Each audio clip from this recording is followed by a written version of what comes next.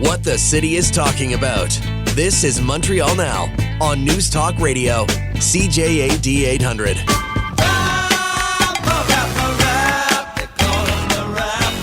Do you have any more specific impressions of how the arrival of Mr. Trump in the United States will affect the economy, and how are you preparing for tariffs and all kinds of other things that could hamper the Quebec economy?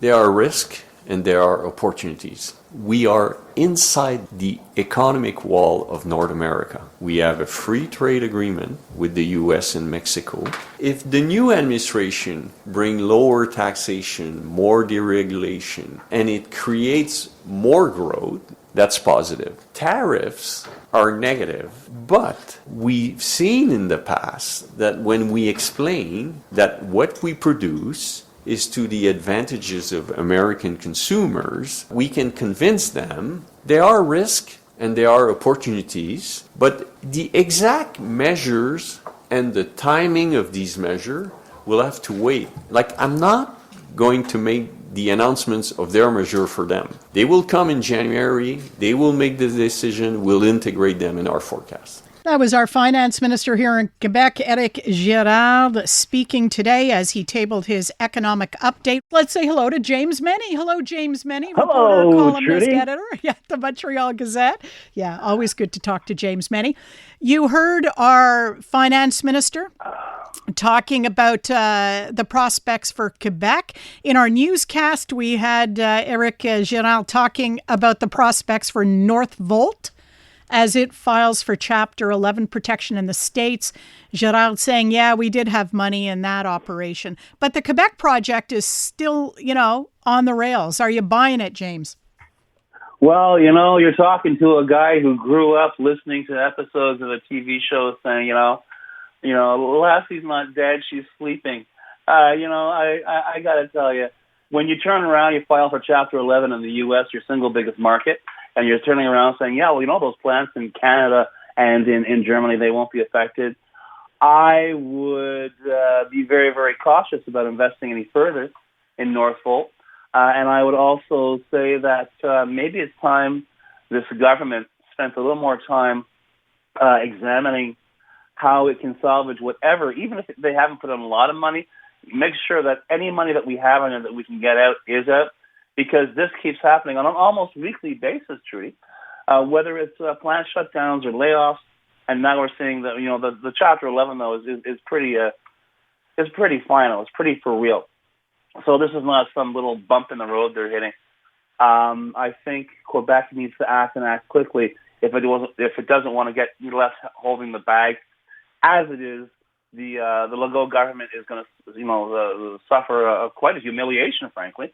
Because remember, this was its showcase economic achievement, and now it looks like, as I'm saying, we're in a point where we quite literally want to save the furniture on this deal. Well, the finance minister says $250 million went into that the American wing of Northvolt, yeah. and the province is not naive about its prospects of getting anything for its money.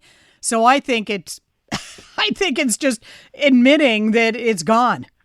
It's gone. So you're telling me he's pushing away from the blackjack table, saying, no, this doesn't look good. So, we'll write it off as a loss. Yeah, maybe. A quarter of $1 billion.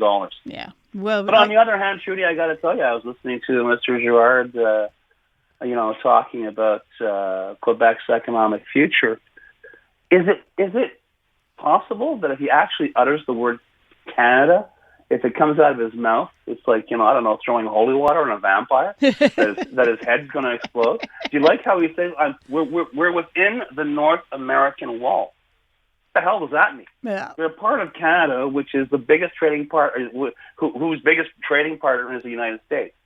And at this point, given the very fate of the Northvolt project, I wouldn't run around, not that he is, but I wouldn't run around thumping my chest about what an economic dynamo Quebec is. Quebec has got an $11 billion deficit. Quebec turned around today and told all those, which I think is a really dumb political move, told all those 60 to 64 voters that were getting a tax break because they kept their jobs, they didn't retire early. Yeah, sorry, thanks, but no thanks. We need your money. because we spent too much of it, on other stuff that had nothing to do with you. So yeah, once again, we will, we'll have to wait for the spring budget to see how bad the news is. But the news is not good. And if this government tries to sit there with a straight face and tell Quebec and tell the world it is not engaging in austerity, it is not engaging in a program of cutbacks, that it is not engaging in, and for example, everyone's making a big deal about, the Santé Québec has the mandate to cut $1 to $1.5 billion from the health network's operating budget. Do you know how much that covers, Trudy? Oh, you're going to tell me, and I'm not going to be happy. 6 days and a few hours. Oh. That the operating costs for the Quebec healthcare system at $1.5 billion. I might be off by the hours. It's like 6 days and change. That's it. It's $1.1 billion a week to keep this thing afloat. So spare me $1.5 billion cuts. Yeah. We're in the deep end, Trudy. And the fact is, excuse me, if you don't think your taxes are going to go up, if you don't think your services are going to get cut into this government, think again. And any government that's going to turn around and say, well, vote for us, we won't do that, are lying. Because that's where we are now.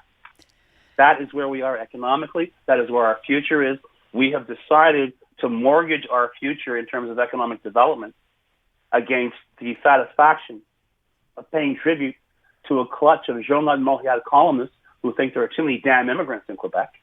So that's policy. That's policy that has an effect on billions of dollars of investment. So yeah, don't take my word for it. Every single major legitimate business organization in Quebec, and they all speak French, by the way, has turned around and said this government doesn't know what it's doing. It's doing the single worst thing it could be doing for Quebec. And yet, here's François Legault plowing ahead. I am going to ask James Mennie the question I'm going to be asking everybody in just a sec, and that is, how are you going to spend your $250 check that working people are going to get from the federal government next spring? What do you think, Jim? I was going to say booze and cigarettes, but I don't smoke anymore. Oh, so I guess it'll just be booze. And Do you believe that guy? And you'll get a break on the GST if you're buying wine or cider or beer. Video games. Or video games, yeah. Or liquored up, candy. Liquored up, Call of Duty. Nothing says Christmas. Nothing says Christmas like a Call of Duty play-a-thon. A Call of Duty Christmas. Oh, heavens. All right. Thanks very much, James Mennie. Adamant.